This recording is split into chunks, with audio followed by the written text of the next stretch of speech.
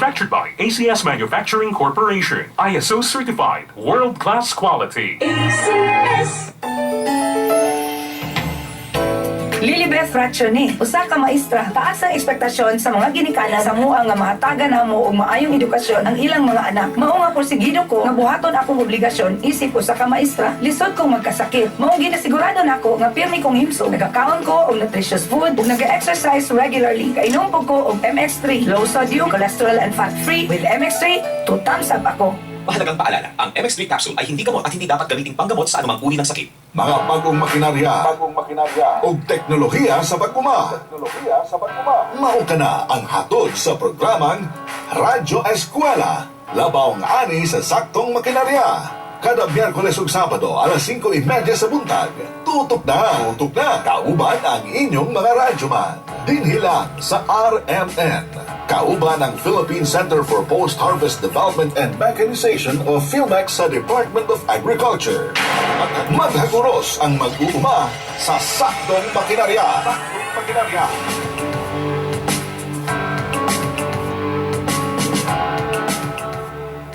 Gikan sa gawa sa balay, isanitize o hugasi ang mga gipamalit. Ubua ang gigamit nga sapatos ug mag-iris dayon og sinina pagsulod sa balay aron malikayan ang magka-virus. Usa ka pahinumdum gikan sa ACS Manufacturing, maker of Pride Detergent. Sa Pride Anti-Bac Detergent, limpyo ang nilaban, knockout ang bakterya. Stop ang germs sa Pride with Antibac. Linis ang labada, knockout ang bakterya. Ang Pride Anti-Bac adunay germ knockout action. Kills 99.9% of germs sa biste sa pamilya. Stop ang germs sa Pride with Antibac. Linis ang labada, knockout ang bakterya. Pride Anti-Bac Detergent. Manufactured by ACS Manufacturing Corporation. ISO certified, world-class quality. ACS. Crisbert Flores, Development Officer.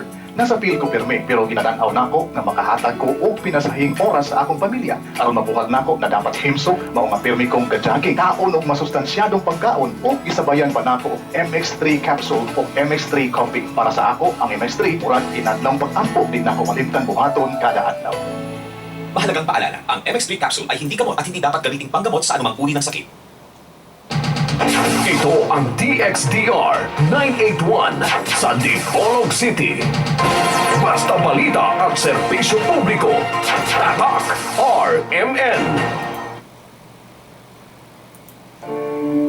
En Fátima dolorosa mostraste el fuego infernal, pidiendo para salvarnos un corazón general.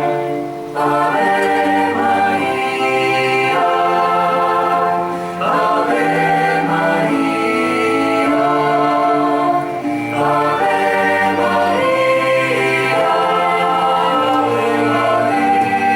María, Okay, niya na usab ang tulumanon nga giuluhan ang kahayag sa pagtuong Katoliko uban gyapon niining ubos ninyong alagad sa maong tulumanon, Silbert Dondoyano Senior alias Veritas. Okay, sa gyapon ang mga kauban nato dinhi sa istasyon. Ang atong pagkakasama ang radyoman sa technical side, si kasamang radyoman Danny Luod, ug usab si kasamang radyoman Tax sa Ilumba. Okay, atong pasiunang patimbaya sa gihapon no, sa atong station manager. Ang atong amahan din sa istasyon, si kasamang radyoman Edgar Dagumo. Ako dahil nakita no, kaganina pagsulod na to. Atong patimbaya kanila, uban na sa iya mga kaubang mga radyoman. Kaya ito pong nakita diay si Alma, no, ang mo-anchor sa sunod nga tulumanon. O napay iyang kauban nga sa wapan natukod mahili. Kaya itong patimbaya o sa gihapon ako mag-greet ako nilang itanan, no? Maayong adlaw sa Ginoo sa gihapon kanatong tanan.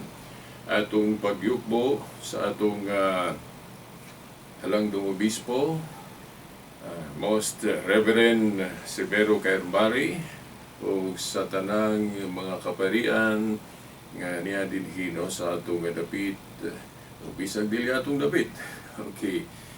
General gyud no, tanan ninyo nga naminaw ug asa mo nagtan-aw ba dinhi sa online no sa Arabian Dipolog.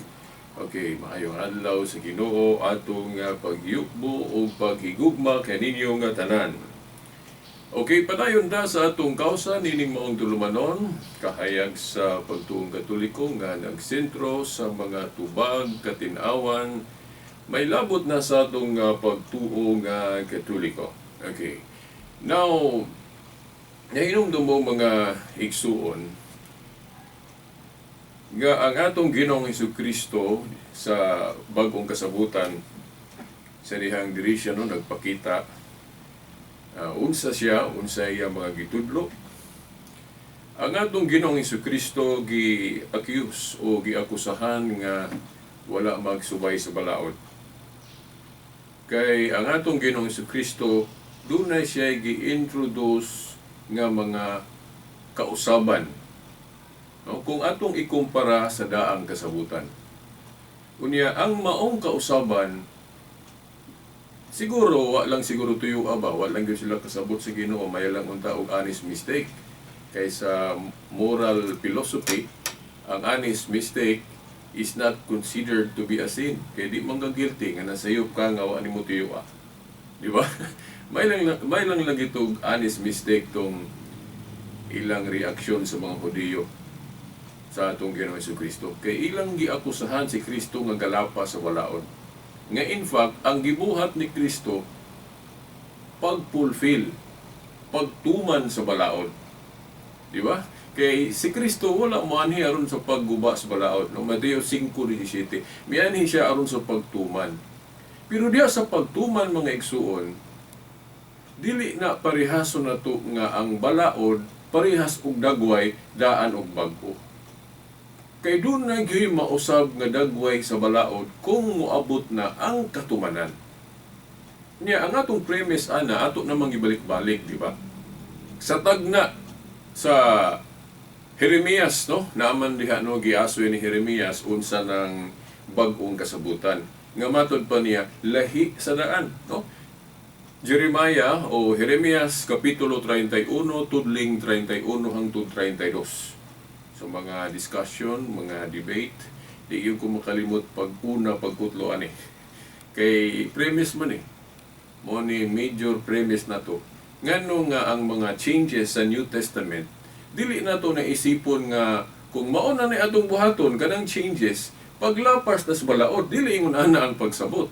Fulfillment of the law. Nganong mo ingon tag fulfillment of the law, kay gitagna nagungdaan ni Jeremias nga ang bag-ong kasabutan lahi sa daan.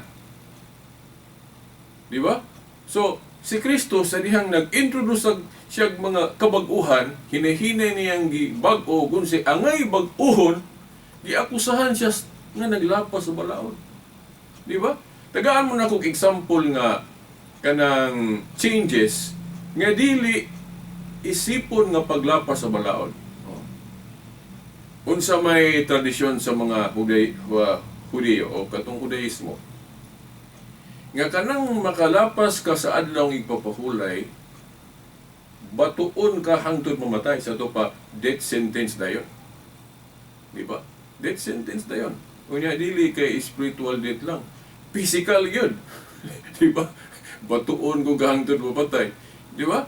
Oh, naamas Biblia. Naanas daang kasabutan. Makalapas ka sa adlaw ipapahulay, batuon ka hangtod pamatay. Oh. Nya, kung usa ka mananapaw, usa ka babae nga mananapaw, masakpan ka, mao gyapon death sentence dayon. Oh, batuon ka hangtod mamatay.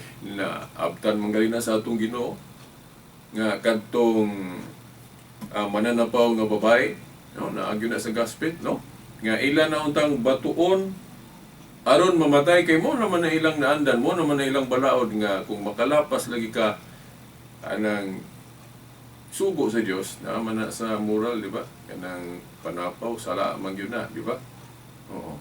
So Mao na nga i-death sentence unta nila tong babaeng mananapaw. Kay mo man na ilang balaod. Ang balaod sa mga Hudiyo. Pero giluagan na sa Ginoo. Anong giluagan na sa Ginoo? Kay naaman siya gahom sa pagluag. Kanang gitawag og binding and loosing authority. Nga iya ra ba po nang gihatag o gitugyan sa iyang simbahan? Una, si Pedro, ang Prime Minister, gitugyanan niya si Yahweh, Mateo 16:19.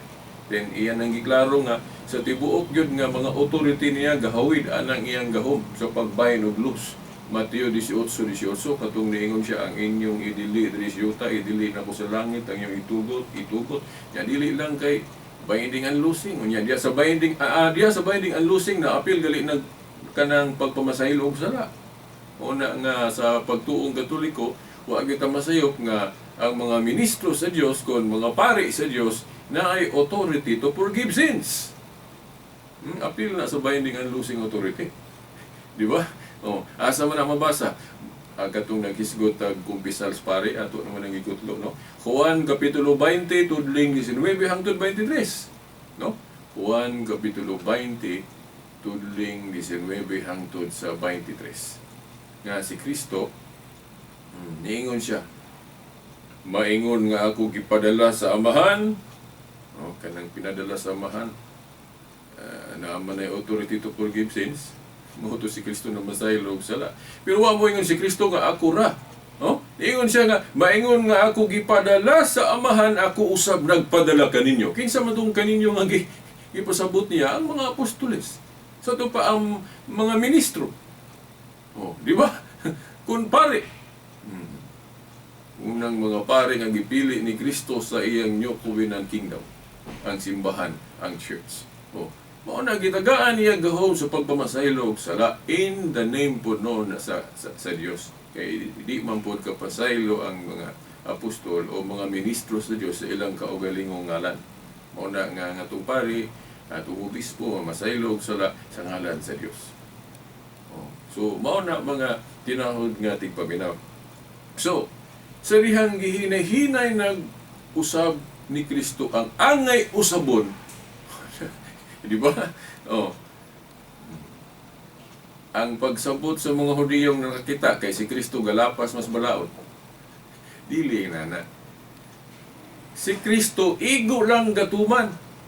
Nga kadtong karaan matud pa ni Pablo manggod shadow. Mayon gali tag shadow ang Biblia gali kung muhisgot galig mga practice nga shadow, but pasabot dili pa tumao.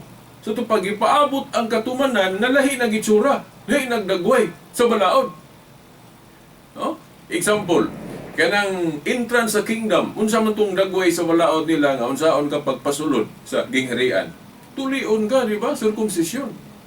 Pero pag abot sa New Testament, nagi-reveal sa Dios pinagi ni Pablo, no, sa iyang suwat diya sa Colosas, no, Colosas 2:11-12 nga ang circumcision of Christ baptism.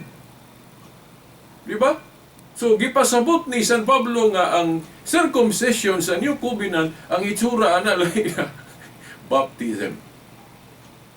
Di ba? So dili na sabton nga sa dihang baptism na, bautismo na ang gihimong entrance sa New Covenant Kingdom, isipon na nga gilapas ang balaod. No, fulfillment of the law. Di ba? Unya, maingon mo nga kana diing pag-usaw veritas gikan sa 7th day of the week ngadto sa unang adlaw sa semana. Kung atong ayuhog tuon ang Biblia o ang history sa Christianity, fulfillment of the law gihapon na. Unya, ang mga igsuon natong Seventh-day Adventist hinaot nga honest mistake lang. Wa lang yung tuyuan nila kanang ilang sayop nga interpretation. Ang ilang pagsabot, violation of the law man na. Kanang pag-usab sa day of worship gikan sa 7th day of the week na Saturday to the first day of the week. Unang premise na to, nganong dili ta angay mo tuuan na. Kay that is a man-made interpretation nga wala yun as Biblia pod. Sila ra ba nanudloan ng sula skriptura, pabor sila ng Bible alone, pero wala sila kahibalo Oh, I hope nga honest mistake lang kay kung gituyo nila nga nakabalo sila o niya ay ila lang gihapong sigihan. Di ba? Nang pagtuhua na guilty na sila na kung kahibalo na silang nasayop sila o niya ila gihapong ipadayon. Nganong mo kaingon, nganong mo ingon ta nga nasayop sila? Honestly or gituyo? Ana naman yun no? Kung masayop ka, either gituyo o nagyon nagwa tuyo Di ba? Dili ka guilty kung wa nimo gituyo, pero diha na ka magilty nga nakahibalo ka nga nasayop na unya imo gyapong ipadayon. Oh. Be, di ba nanudlo sila o nipabor sila anang sula eskriptura kun Bible alone. Nagtudlo sila nga kanang pag-usab sa day of worship gikan sa 70 of the week ngadto sa first day of the week nga adlaw sa pagkabanhaw sa ilang teaching violation of the law. Pagguba kuno na sa balaod, di mangmangutana ta unsang bersikulo ha sa Biblia. Kani ako maning ipangutana po sa akong amigong higalang kaatbak katong debate na mo. No? Kamo ni maghukom kung katong iyang tubag na ko gusto ba to? Muna tudong magyud. Katong nangutana ko, asa mabasa sa Biblia o asa gitudlo sa mga apostol? No? Sa Kristyanismo, asa mabasa sa Biblia nga violation of the law ang change from the Jewish Sabbath nga Saturday to the first day of the week Sunday, the Lord's Day, adlaw sa pagkabanhaw. Asa na mabasa? Nga gitudlo na sa Christianity, sa Biblia, nga violation of the law na. Pagsupak sa balaod na nga mao nga change. Ya, kutlo mo nga na gatong ako unang puning gisgutan katong Daniel 7:25 nga naay malapason nga mag-usab sa balaod. Ako naman ang na-explain ninyo nga ang gitumbok anang Daniel 7:25 dili na mahitungod sa Christian changes. Kay ang mga kausaban sa Kristyanismo valid na. Agi anang concept o premise nga lahi ang bag-ong kasabutan. Oh. So, hunahunahon lang nato, ato lang tunan, unsa nang kausaban nga fulfillment of the law, katumanan sa balaod, o unsa nang kausaban nga pag-violate gyud sa balaod. Na, kung magtuon tag kanang Bible commentary no, sa exegesis anang Daniel 7:25, mga scholar, daghan kanila gatumbok ni Hari Antioco Epifanes, nga panahon pa na sa Judaismo, nga ang Judaismo o Jewish religion na ato'y hari nga dili mosunod ana, gusto niya pag-usbon ang mga practices sa tao kay ang iyang gusto paganismo. Example, kanang sabat nila sa Judaismo di siya mo respeto ana kay ang iya akad unsay iyang gusto nga wala masubay sa unsay pagtuo sa mga Hudiyo. Kay ang iyang gusto paganismo man. Di ba? Kung nakahibalo mo sa akong Facebook, so kung di ko kalimot unya, akong i-share og balik na, no? Ang link sa explanation. Ngano nga ang katumanan anang Daniel 7:25 mao si Hari Antioco Epifanes. Oh. Unsa ninyo na pag-pronounce? Epifanes o Epifanes? Okay. Basta mao na Antioco. Epifanes. Usa na kahari nga gusto niya iyag yung i-apply ang paganismo dili sa atong Judaismo. Siya ang gitumbok anang Daniel 7:25. Dili nang changes sa Christianity. Kay ang Christianity bag-o gyud na. Mingon kitag bag-ong kasabutan sa to palahi na sa daan. Unya mao man gi premise. Nya mingon ta nga unya kinsa may gausab ana veritas. Oh, diya sa Biblia si Kristo. Now, litra por litra, di ta kabasa sa Biblia nga si Kristo iyan nang giusab gikan sa 70 of the week ngadto sa Saturn ngadto sa Sunday nga iyang adlaw sa pagkabanhaw. Oh. Pero naay masabot indirectly nga si Kristo nag-usab pinaagi sa iyang simbahan. Kay gitagaan man niya authority ang simbahan, ang inyong idili diri sa yuta, idili na ko sa langit, ang inyong itugot. Mateo 18:18. Unya ang una pag yun giingnan ana, usara ka apostol. Katong gitugyanan sa Yahweh, si Pedro. Nga sa Catholic interpretation, ang prime minister sa iglesia. Di ba? Kay kung maghisgot gutag simbahan, gingharian man na. Unya ang background anak sa karaan pagyod kanang gingharian na anay hari. Unya kanang hari na anay si Prime Minister. Kanang Prime Minister tugyanan na Yahweh. Asa man na mabasa nga ang hari na ay Prime Minister nga tugyanan si Yahweh. Nasa Isaias 22. Isaias 22 tudling 21 hangtod sa 23. Nga niadto do na toy hari nga nakalingkod po sa trono ni David nga kanang pagkahari nga si King Hezekiah. Unya, during that time, iyang Prime Minister mao to si Shebna, ang kinugyanan si Yahweh. Muti Prime Minister. Unya, si Shebna, Prime Minister Shebna, usa ka wicked, udautan nga pagka Prime Minister. Giilisan siya, gi-overthrow siya, giilisan siya ni Eliakim. Giingnan siya nga, ang imong authority. Sa paghawid anang authority no sa Yahweh. Kuhaon nga na kanimo Shebna o itugyan na ni Eliakim. Siya na'y maghawid, anak. Siya na'y tawgon o amahan o papa sa kinat sila.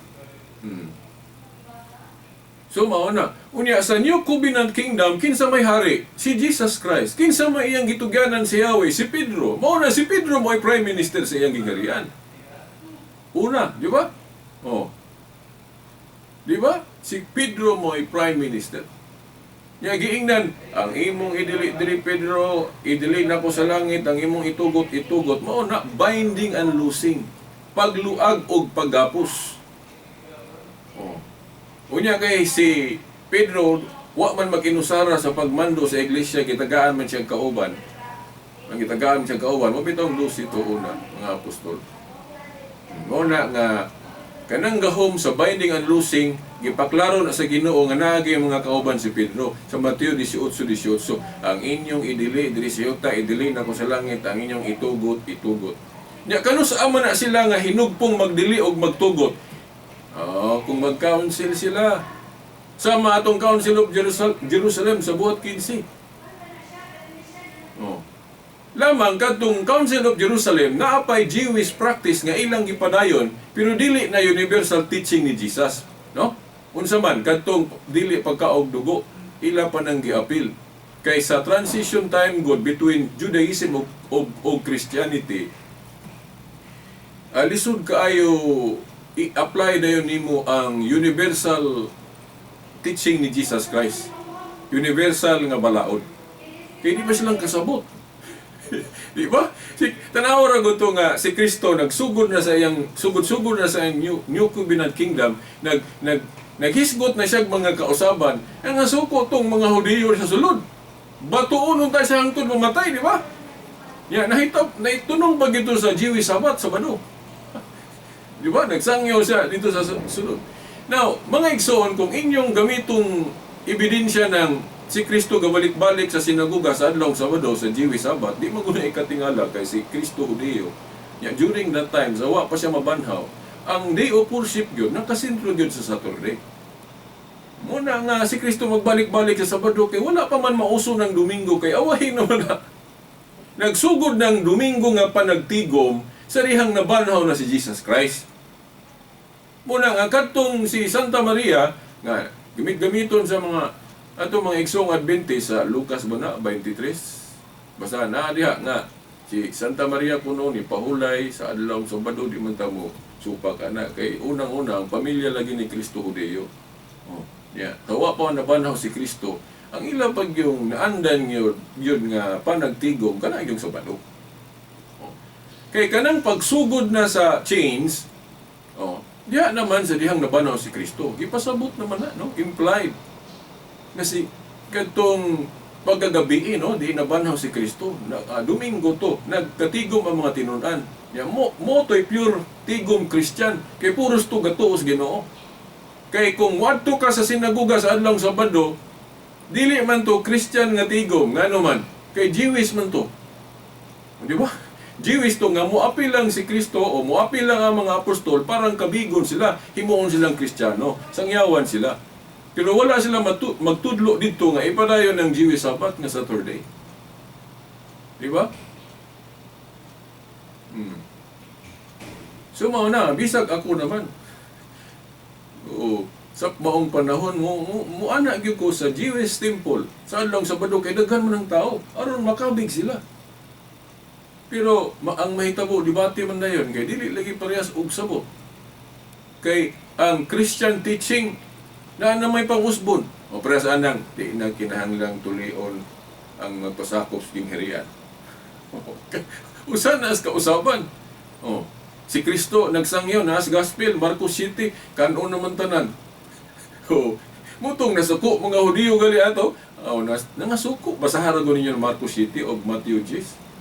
Kaya nasuko ang mga Hudiyo, oh, diha sulod sinaguga kay si Kristo magwali, masabot man nila, gipasabot man ni Kristo nga kanon na tanan, ya gili sila sugot ana.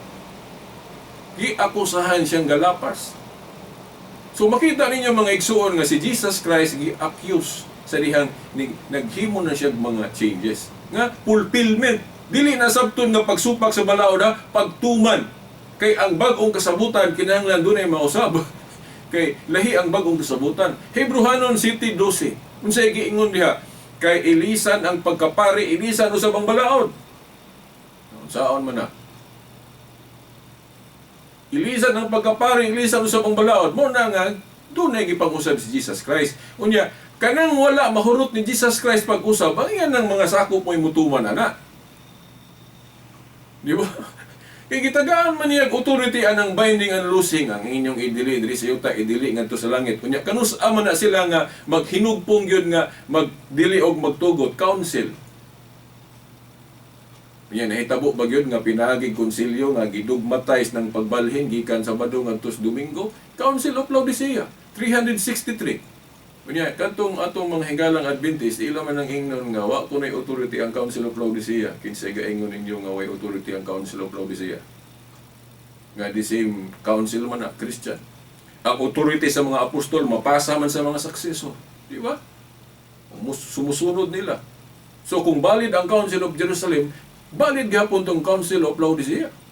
Kay ila man tong mga successor sa mga ang authority ni Aquino sa dihang gihuptan na ni Duterte, no, ni Digong. O valid gyapon ang authority ni Digong. Ug unsay pang-usbo na niya diha, valid na kay naa man si authority.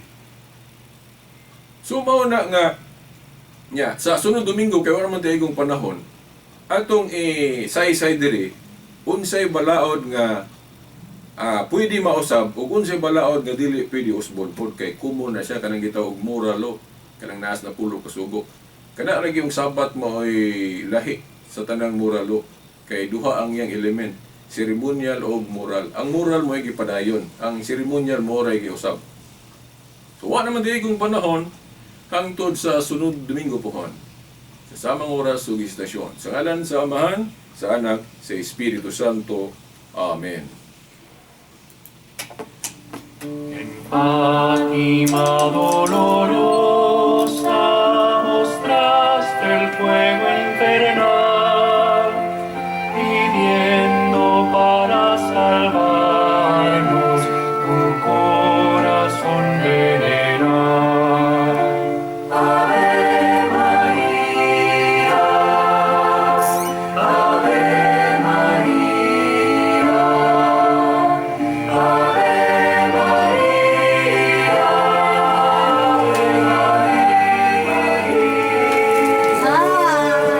Good morning, sir.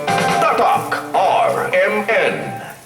Naglingkod mahugsingot dayon? Lakaw jutay mahugsingot dayon? Sa summer init na lira, lihok jutay mahugsingot kinahanglan ng kontrapoy pawis, mao na nga gusto. Sa katapusan na dunay, New Downy.